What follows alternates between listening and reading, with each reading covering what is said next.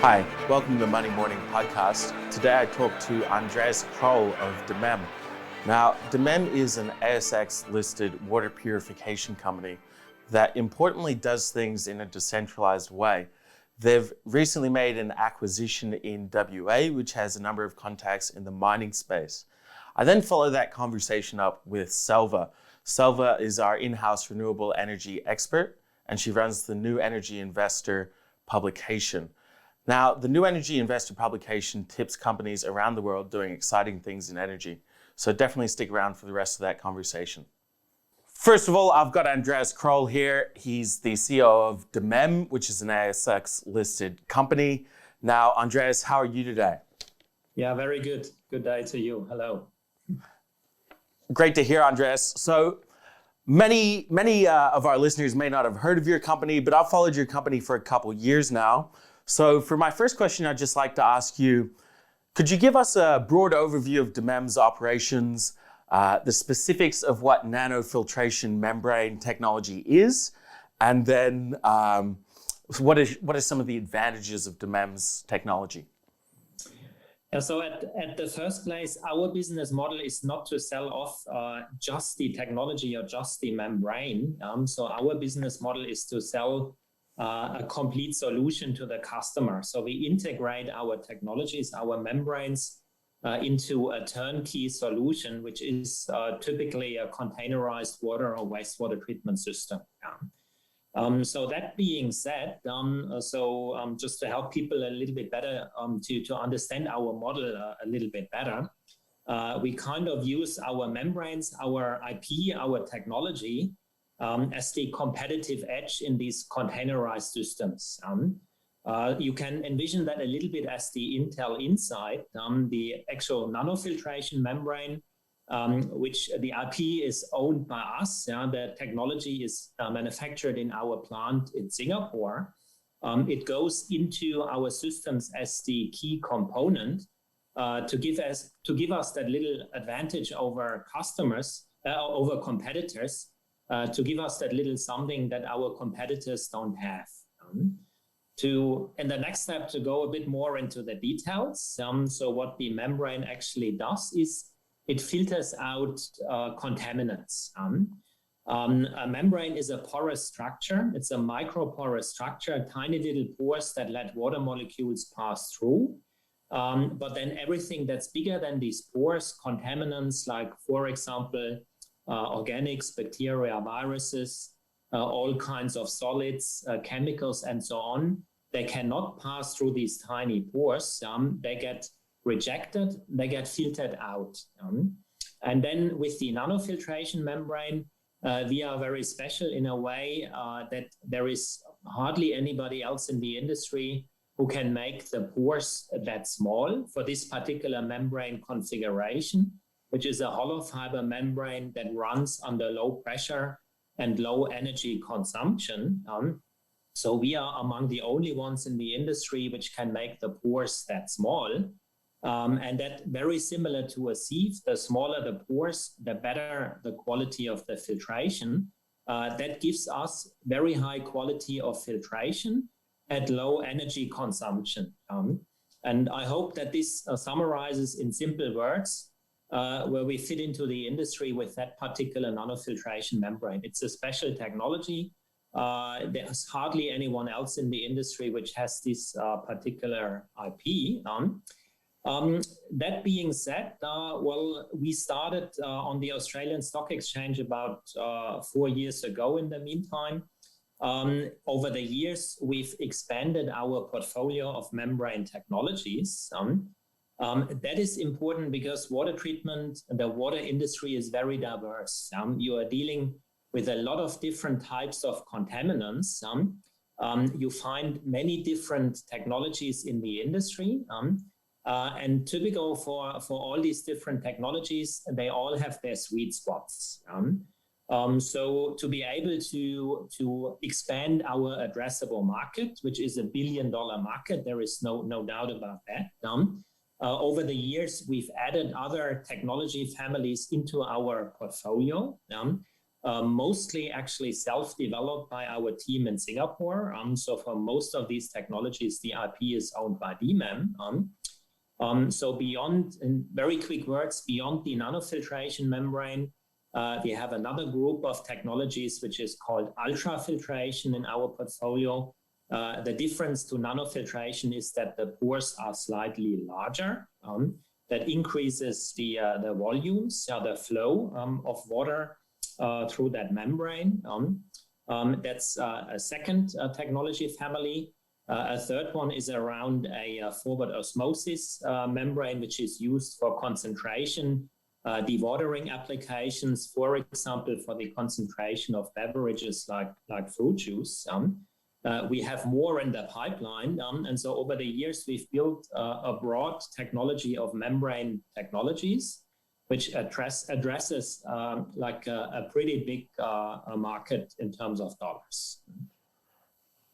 Well, that's very fascinating, Andreas. I think one question I might follow up with that is, could you explain when you say turnkey, that means modular, that means it's in a container, which then can be transported quite easily. Is that correct? The turnkey basically means that we offer something for the customer which is hassle-free. So customer basically presses a button and the whole system starts operating. And then in addition to that, actually our company is able to provide an operations and maintenance service to the customer as well. Beyond the mere installation and supply of the plant, we can provide like follow-on services. So that's what I meant by turnkey. The format that you mentioned, the containerized format of our products, that addresses the decentralized market, which is our sweet spot, which is our core domain. For these decentralized, like on-site applications, we often package our plants. We package the plants into standard industrial containers, which are easy to transport. The customer doesn't need housing.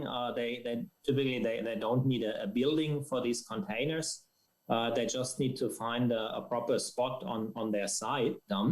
And that makes this product format very flexible and very easy for the customer to deal with. Well, I think what we're seeing around the world is sort of a decentralization of many different industries.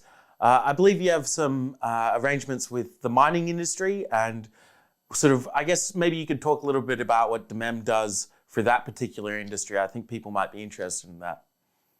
Yeah, the mining industry in Australia, and in particular, they have a strong requirement for decentralized water and wastewater treatment solutions, which is quite obvious given the structure of the industry with many remote mining sites. So what we do there is we can help them with basically all their water and wastewater treatment needs.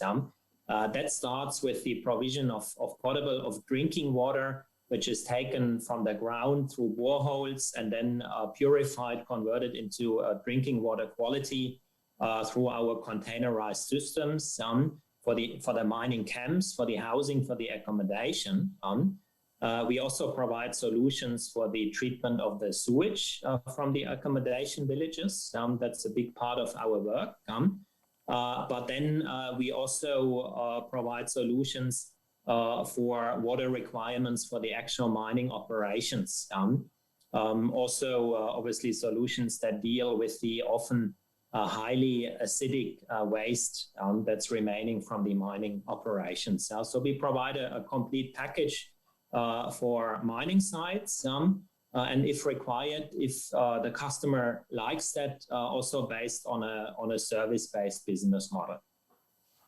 Okay, well, the fascinating thing there is that the mining industry, especially in WA, is starting to take off. So I imagine you'd find that quite exciting for your business. And then beyond that, I just wanted to ask you a really broad question, which might be of interest to our listeners, which is, what do you think the future of water is? It's a resource that is absolutely necessary for life, and maybe you could talk a little bit about how you see De.Mem fitting into the overall picture. Yeah, absolutely. One quick comment maybe on towards the first part of your statement, we acquired a company just recently in WA exactly for that reason, because we see the mining company in a pretty good shape in WA. We're quite optimistic about the next few years. So we acquired a company with a strong position in the WA mining industry exactly for that reason, to give us exposure to that market. Well, coming to the second part of your statement or question, which is obviously a very wide topic. So I think in very general terms, the water treatment industry is driven by large macroeconomic developments. So that's like things obviously like a population growth in emerging markets, industrialization, urbanization, growing pollution. That's trends which drive the water treatment industry as a whole, and which will drive the growth also of the water treatment industry, which results in a growth which is certainly higher than the general growth of the economy. So the water treatment industry is definitely growing above average. That's the big picture. So, well, how do we fit in there with De.Mem? There's obviously, well, different angles to look at that. One is that decentralized angle. So we focus on these decentralized containerized solutions. We believe those are smart solutions. These on-site solutions, for example, they make it unnecessary to pump water over large distances because we generate the water on site. So that saves energy and saves cost for pumping water through huge pipelines. So we provide very smart solutions on site, exactly according to the customer's problem. That's where De.Mem is positioned with the decentralized approach. That being said, from a commercial perspective, that's exactly the market where we wanted to be. Opposed to that, the centralized market, which is the big urban concrete type water treatment plants, from a commercial perspective, it's a very consolidated market. You have large multinationals competing about these projects. With De.Mem on the decentralized end, we're in a space where you would find like a lot of smaller companies, small operators. It's still, well, family-owned businesses which have a relatively narrow focus in terms of problems they can solve, what technologies they can deliver. And we saw that opportunity. That's our mandate, to kind of consolidate that market by having access. We just talked about our technologies, by having access to unique and smart technologies. That's as a last comment with respect to that question, that's exactly De.Mem's vision, to use our technological advantage, the partnerships we have in Singapore, the IP we have built over these years, to become the leader in this decentralized segment of water treatment. Well, as one final takeaway, decentralization is often sought after for its efficiency gains. So I think it's very exciting that you have a decentralized water project or water business. And I really want to thank you for your time today, Andreas. It was a very fascinating chat. Absolutely. Thank you. Thanks, likewise. Now I'm going to talk to Selva. Selva is our in-house expert on renewable energy, which is particularly important given the fact that Scott Morrison's indicated that Australia will move to net zero by 2050. Hey, Selva, how are you going? Hey, good. How you doing? Yeah, very well, thank you. I just talked to Andreas Kroell of De.Mem. Now, De.Mem does decentralized water solutions, and it's a very interesting company. I know you're a renewables energy expert, and we've both been digging into the impact of water on the world and how important it is to everyone. And I think I might just start off with this little tidbit of information I came across, which is that 70% of the world's fresh water goes to agriculture. And this is a really big theme for me. I'm working on a sort of ag tech thesis for Exponential Stock Investor. But I was just wondering if you could talk a bit about your field of expertise, which is renewable energy, and what's happening in Australia right now. Yeah, sure. I mean, water is quite important for the renewable you have hydroelectrics now, which is a big source. I mean, the power of water is a big source of renewable energy since, hundreds of years. Now you had like the big windmills, the water mills, that used to power energy to grind grains and things like that. So, water has always been like a big part of renewable energy and something that regenerates itself. Then for renewables energies, what's been happening in Australia, we actually heard from Scott Morrison recently. He talked on Monday night, I think it was, and he gave a bit of a hint that he's looking at 2050 as net zero. We haven't set a target yet, but in saying that, all the states have actually set a target of net zero so far. So there's a lot of things happening in the states, no, state level, and we're seeing a lot of investment in a lot of different things. So you're seeing rooftop solar capacity increasing quite a bit. It's actually last year was a record year in solar capacity installed. We're also seeing a lot of hydrogen installed, hydrogen capacity projects not installed but coming to the market. So there's been a lot of things happening in renewables in Australia. Well, it's really interesting that you said hydrogen's coming to the fore, and that the states actually pushed this before the federal government. Is that the correct read on the situation, or? I think it's I wouldn't say it's the states exactly. I think it's states and business, which are pushing business, mostly pushing the forefront. You have Andrew Forrest from Fortescue, who's actually said that he wants to be a big power of pushing this hydrogen, exporting hydrogen around the world, green hydrogen and ammonia. So he spent last year, he said he spent a lot of time traveling to different countries with a group of people and meeting with different people and around the world, and just trying to see what it takes to actually do this, no? So, yeah. Well, the interesting thing I heard when I talked to Adam Bacon, who's now tied to Hexagon Energy Materials, which is a hydrogen company, was that he thinks diesel will be the first to go, or these big sort of load-carrying sort of road transport vehicles, that'll be the first thing to be targeted for hydrogen. What are your thoughts on the applications of hydrogen? It all depends on the price. I think the price, just pushing the price down. If I believe I'm right, the target is $2. So that's the target of the government, $2, and that should be like enough for hydrogen to be competitive. So it all depends, basically on the price.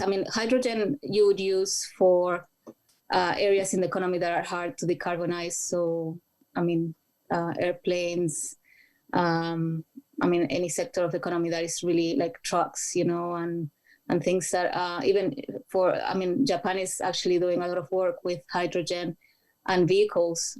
So it'll depend on the price, I think, and also the technology.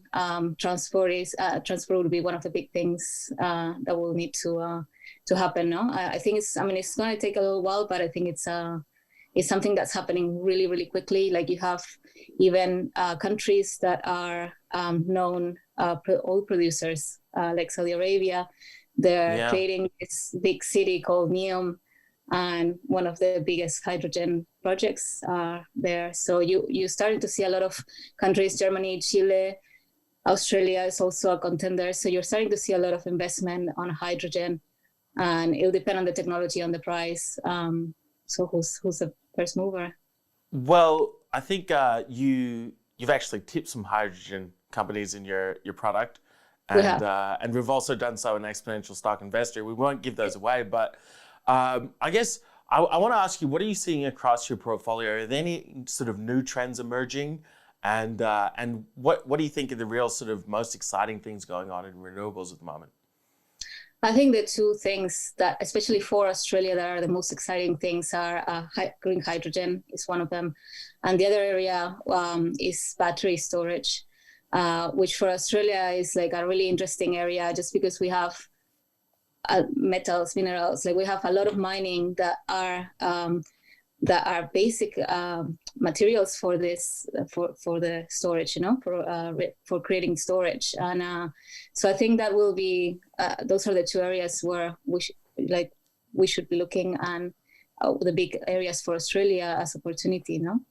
Well, it would be very exciting to see a sort of Australian-made lithium-ion battery plant, and it's so strange, isn't it, Selva, that we mine the stuff, ship it off somewhere else, build the battery, then get the batteries back, and we get it through a French company that builds these massive batteries out in the middle of nowhere, basically, to store energy for us that we could be making ourselves. So I think it's a very interesting point to make that self-sufficiency in terms of renewables will be very important for Australia going forward.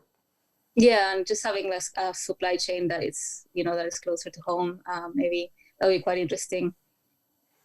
Yeah. Okay, well, that's just about it for what I wanted to talk about today, Selva. I think if anyone really wants to find out about what you do, I'd encourage them to check out New Energy Investor.